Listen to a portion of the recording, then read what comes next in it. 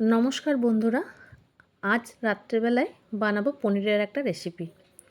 আমাদের সবারই খাওয়া কমপ্লিট হয়ে গেছিলো। আমি ভিডিও করতে ফাইনাল লুকটা নিতে আমি ভুলেই গেছি।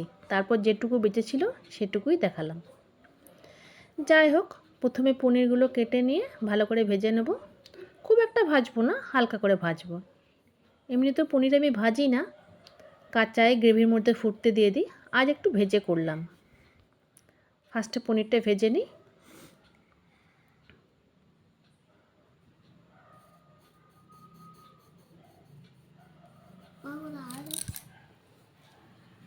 সরষের তেল গরম করে তার মধ্যে গোটা গরম মশলা, ছোট্ট এলাচ, লবঙ্গ, দারচিনি, গোটা জিরা, তেজপাতা ফোড়নে দিয়ে দিয়েছি। এবার বেশ কিছুটা পরিমাণ পেঁয়াজ কুচি আমি ভেজে নেব।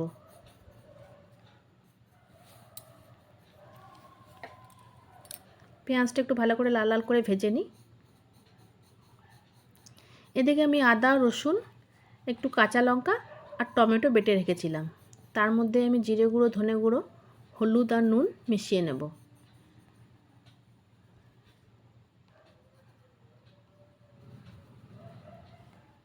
পেঁয়াজটা ভাজা ভাজা হয়ে গেছে।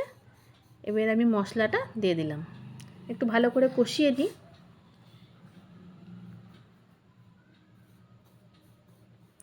আমি একটু কাশ্মীরি লঙ্কা গুঁড়ো দিয়েছি কালারের জন্য। ভালো করে কষিয়ে নেওয়ার পর গ্যাসটা কমিয়ে আমি টক দই দিয়ে দিয়েছি। টক দই দিয়ে আরেকটুক্ষণ নাড়াচাড়া করে নেব। এদিকে আমি আলাদা একটা কড়াইয়ে ডাইস করে কেটে রাখা ক্যাপসিকাম আর পেঁয়াজটা একটু হালকা ভেজে নেব।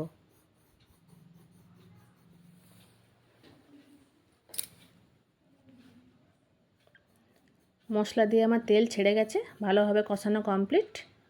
পনিরগুলো ছেড়ে দিলাম।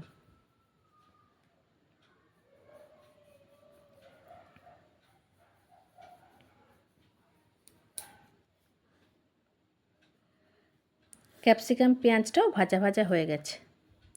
এবারে জল দিয়ে ক্যাপসিকাম আর পেঁয়াজটা ছেড়ে দিয়েছি। এবার খানিকক্ষণ এটা ফুটতে থাকুক।